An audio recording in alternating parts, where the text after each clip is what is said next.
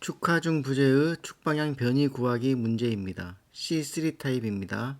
기사시험이든지 공무원시험이든지 출제 빈도가 굉장히 높은 문제 유형입니다. 축방향 변이를 구하는 방법은 생각보다 간단합니다.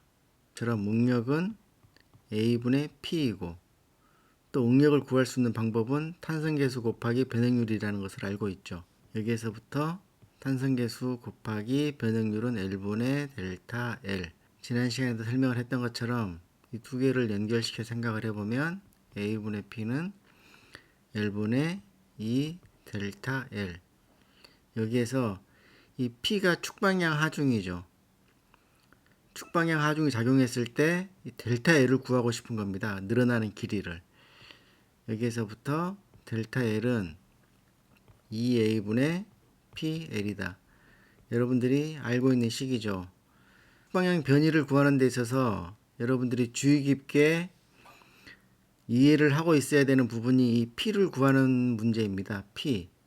이 P는 축방향 부재의 부재 내에 생기는 내력이죠. 축력. 이 내력의 크기를 구하는 것이 중요하다라는 것을 알고 한번 보도록 하겠습니다. 이 문제를 보기에 앞서서 간단한 문제를 한번 보겠습니다. F가 작용을 하고 있다. F의 크기는 100N이다. 이 부재의 길이는 1m이다. 지름이 20mm. 탄성계수는 2.1 곱하기 10의 5승 메가파스칼. 이 F라는 힘이 작용했을 때 이 축방향 부재는 얼마나 늘어날까요? 축방향 부재가 늘어나는 길이는 이 늘어나는 길이 델타 L을 구해라 라는 겁니다. 방금 설명했던 것처럼 델타 L은 A 2분의 PL이죠.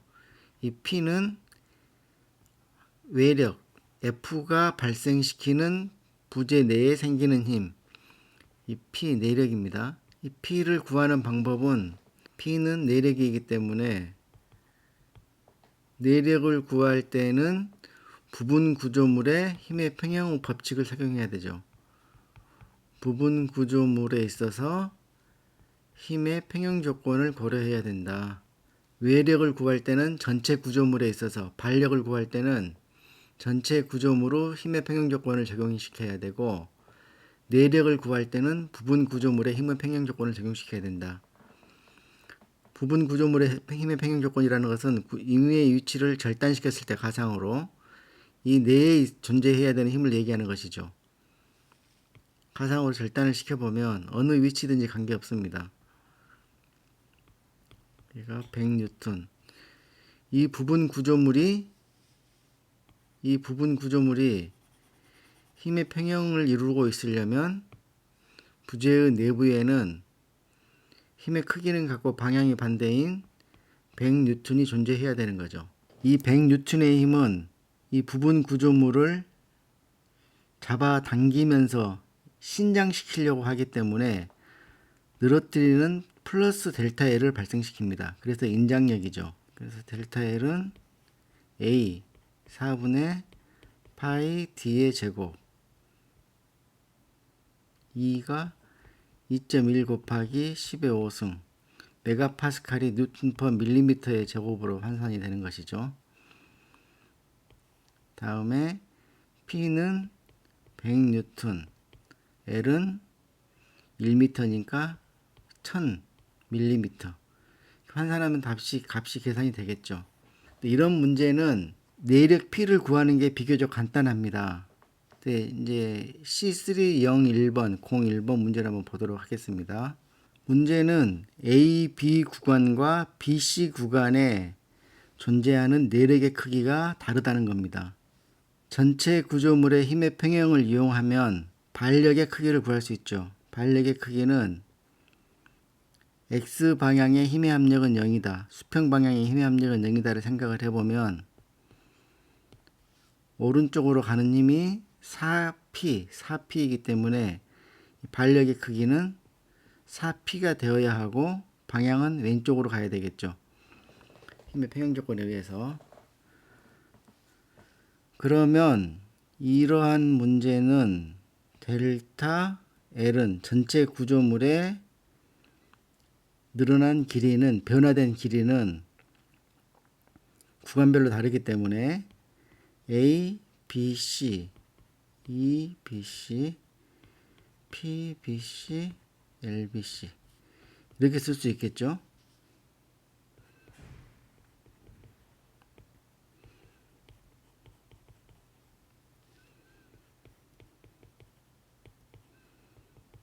우리가 지금 역학을 배우는 단계는 탄성 범위 내에서 후크의 법칙이 성립하는 범위 내에서 역학을 배우고 있기 때문에 중첩의 원리가 적용될 수 있는 것이죠.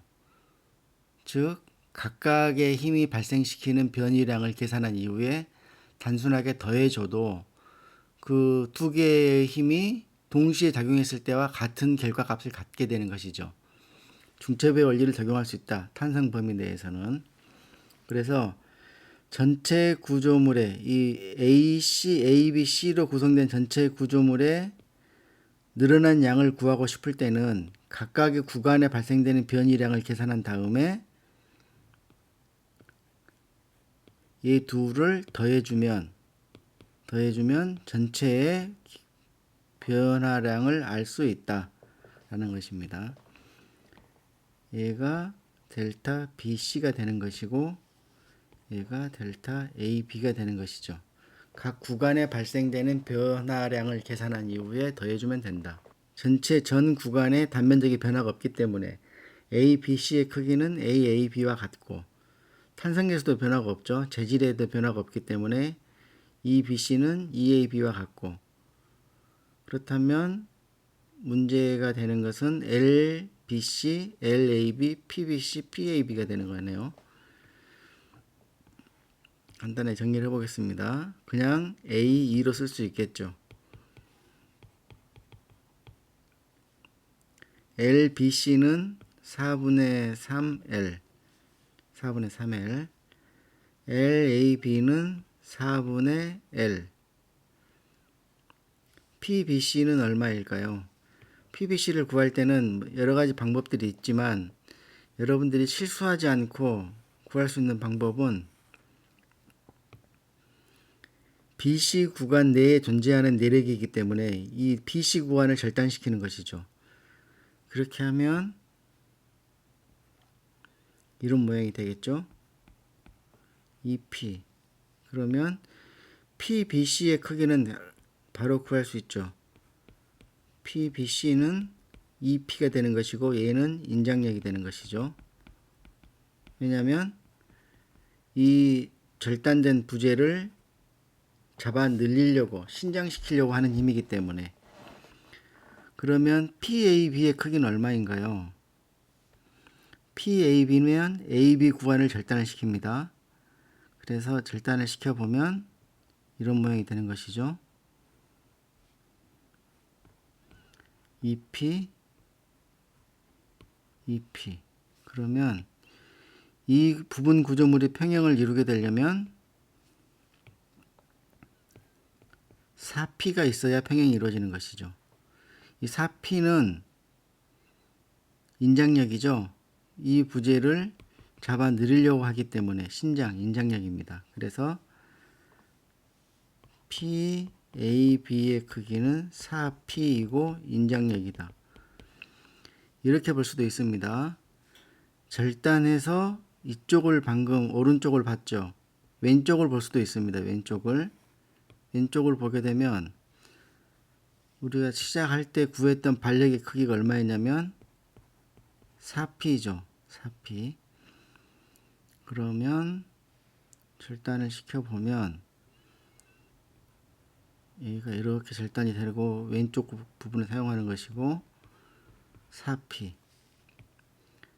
그러면 A 이 정도가 B겠죠. 이 안에는 얼마가 있어야 되는 것이죠? 4P가 오른쪽 방향으로 있어야 되겠죠. 부재를 부분 구조물의 부재를 잡아당기고 있습니다. 그래서 방향이 중요한 게 아니고 내력이 부재를 수축시키려고 하는지 신장시키려고 하는지를 봐야 됩니다. 신장시키려고 하면 늘어뜨리려고 하면 인장력이 되는 것이고요. 반대로 부재를 예를 들어서 이와 같은 방향으로 사피가 작용을 했다. 그러면 얘는 부재를 수축시키려고 하는 것이죠. 이럴 때는 압축력으로 판단을 해야 합니다. 압축력은 델타 L을 마이너스 값을 갖도록 만들겠죠. 인장력은 델타 L을 플러스 값을 갖도록 만드는 것이고요. 그래서 이렇게 해서 정리를 해주면 됩니다. 그러니까 델타 전체 구조물의 변화량은 AB 구간의 변화량 더하기 BC 구간의 변화량 더해주면 된다. 설명이 자세히 나와 있으니까 읽어보시면 될 것 같고, 일단 이러한 식을 쓸 때 A 2분의 P AB L AB 더하기 A 2분의 PBC LBC PAB가 인장력이면 플러스로 쓰면 되고 압축력일 경우에는 마이너스로 쓰면 되죠. 그래서 PAB는 4P였는데 인장력이었죠. 그래서 플러스 값으로 쓰면 됩니다. 길이는 4분의 L 더하기 PBC의 값도 2P로 쓰면 됩니다. 플러스 값으로. 그 다음에 4분의 3 L 4분의 3L 되는 것이죠. 이 식을 정리하면 됩니다. 정리해보면 2A분의 5PL의 값이 나오네요. 전체 구간이 플러스로 나옵니다. 왼쪽에 나와 있는 이 그림은 내력의 크기를 구할 때 여러분들이 그 개념을 정확하게 쉽게 이해할 수 있도록 그림을 그려 놓은 것인데요.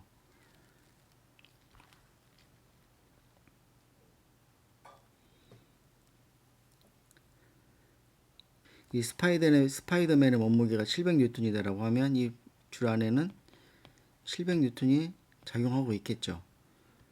자, 그러면 A는 얼마의 내력이 존재하는 건가요? A. 스파이더맨 한 사람은 500N, 이 사람은 700N. A는 이것과 같은 것이죠. 여기에 아래 방향으로 500이 작용하는 것이고, 여기에 700이 작용하는 것과 같은 거죠. 500N이라는 힘은 단지 이 구간만을 늘어뜨리려고 하는 것이죠. 700이라는 힘은 고정단에서부터 여기까지를 늘어뜨리려고 하는 것이고요. 그래서 이 구간에는 작용하는 힘이 얼마가 되는 거냐면 1200N이 되는 것입니다. BC 구간 어때요? AB 구간 어떤가요? AB 구간은 500N의 몸무게를 갖는 스파이더맨은 AB 구간에 영향을 미치지 못합니다. 힘이 여기에 작용하고 있기 때문에 AB 구간은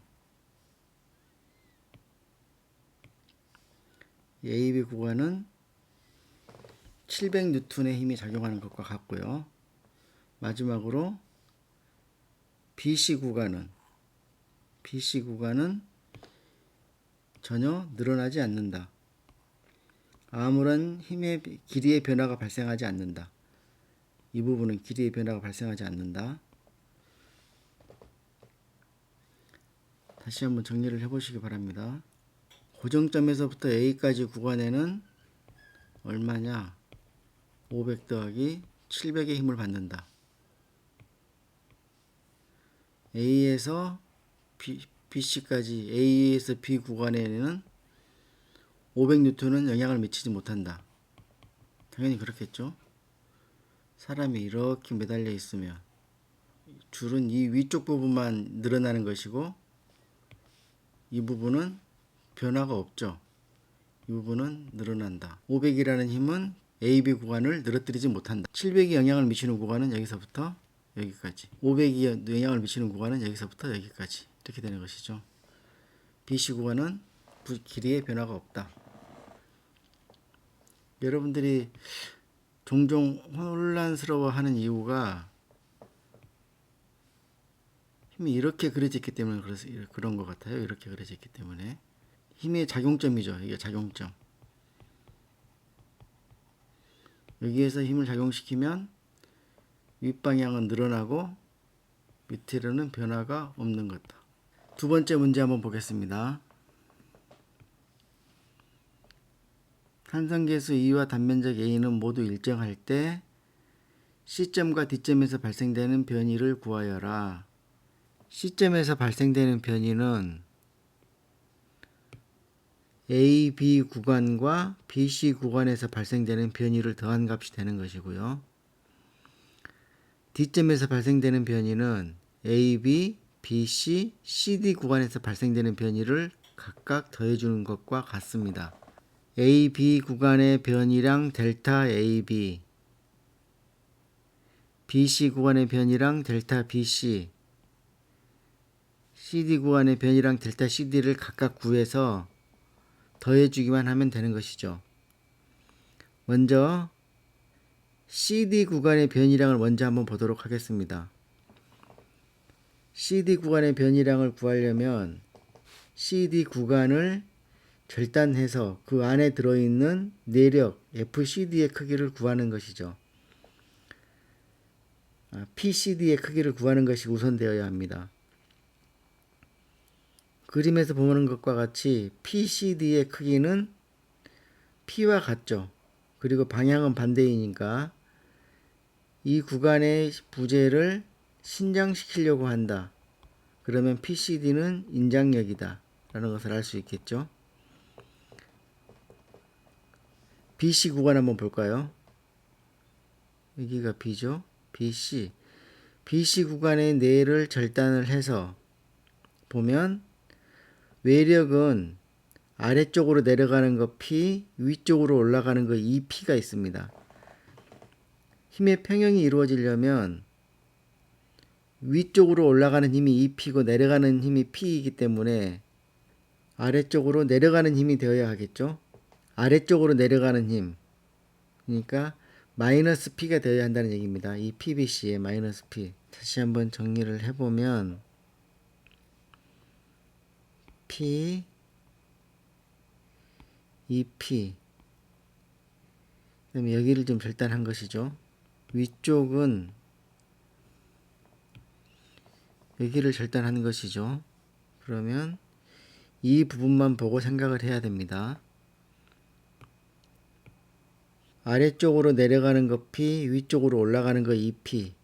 평형이 이루어지려면 절단된 면 안에 아래쪽으로 내려가는 힘 P가 더 있어야 됩니다. 그래야 아래쪽 방향에 힘이 두 개가 더해져서 EP가 되는 거고 올라가는 힘 EP가 돼서 힘의 평형이 이루어지는 것이죠. 이 P라는 내력이 아래쪽으로 내려간다는 얘기는 이 주황색 구간의 부재를 수축시키려고 하는 것이죠. 수축시키려고 한다는 얘기는 이 P라는 힘은 압축력이다 라는 것을 알 수 있습니다. 그림에서는 PBC라는 힘이 마이너스 P와 같다. 그래서 즉 방향이 바뀌어 있다는 뜻이니까 같은 의미입니다. AB 구간을 한번 보도록 하겠습니다. AB 구간을 절단시키면 내려가는 힘 P, 내려가는 힘 3P. 그럼 내려가는 힘이 4P가 되는 것이고요. 올라가는 힘이 2P가 되기 때문에 힘의 평형이 이루어지려면 이 내부에 올라가는 힘 2P가 더 존재를 해야 올라가는 거 4P, 내려가는 거 4P 평형이 이루어지겠죠. 그렇게 본다면 EP라는 힘은 이쪽 부재를 신장시키려고 하는 힘이기 때문에 인장력의 EP가 된다라는 것을 알 수 있겠습니다. 만약에 이게 복잡해서 나는 위쪽 부분에 절단된 힘을 보고 싶다. 이 구간을 보고 싶다라고 한다면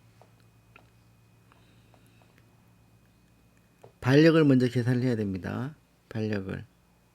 발력의 크기는 내려가는 힘 4P, 올라가는 힘이 2P니까 올라가는 힘으로 이 P가 발력이 되는 것이죠. 지점 부분에.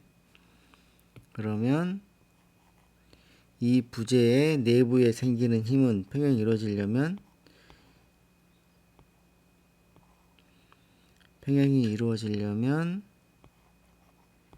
이 P가 있어야 되는 것이죠. 이 P는 이 주황색 부재를 신장시키려고 하기 때문에 인장력이 되는 것이죠. 아랫방향이어서 마이너스, 윗방향에서 플러스가 아니고 부재를 신장시키려고 하는지 수축시키려고 하는지를 봐야 됩니다. 그래서 정리를 해보면 A, E, L은 모든 구간에서 동일하기 때문에 중요한 것은 PAB는 플러스 2P라는 거, PBC는 마이너스 P라는 거, PCD는 플러스 P라는 거, 이것만 정리할 수 있으면 이 문제는 간단하게 해결이 됩니다. 세 번째 문제는 단면적이 서로 다르네요. D점에 발생되는 변이를 구하여라. 얘도 마찬가지로 델타 CD, 델타 BC, 델타 AB를 각각 구해서 더해주면 됩니다. 델타 CD를 구할 때는 설명했던 것처럼 부재의 중간을 절단하는 게 혼동하지 않습니다. 많은 책들에서 설명을 할 때 하중이 작용하는 이 점을 절단을 해서 설명을 하다 보니까 여러분들이 이해하기가 어렵고 많이 실수를 하는 것 같습니다. 그래서 부재의 부재의 중간을 절단하는 게 실수를 하지 않고 더 명료하게 이해할 수 있게 됩니다. 문제는 PCD의 크기는 얼마이냐? PCD. 이 내부에 발생되는 힘은 당연히 플러스 P가 되겠네요. PBC는 내려가는 거 P, 올라가는 거 3P. 그러니까 내려가는 힘으로 2P가 있어야 되겠네요.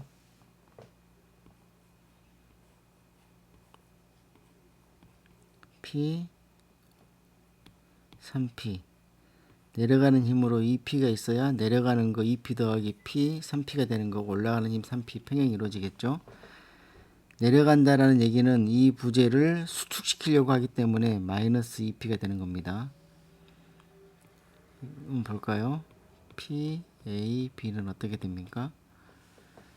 내려가는 거 P, 내려가는 거 5P, 올라가는 거 3P. 그러면 내려가는 거 6P, 올라가는 거 3P. 올라가는 힘으로 3P가 있어야 평형이 이루어지겠네요. 올라간다는 얘기는 이 부재를 신장시키려고 한다. 플러스 3P, 인장력이라는 얘기입니다.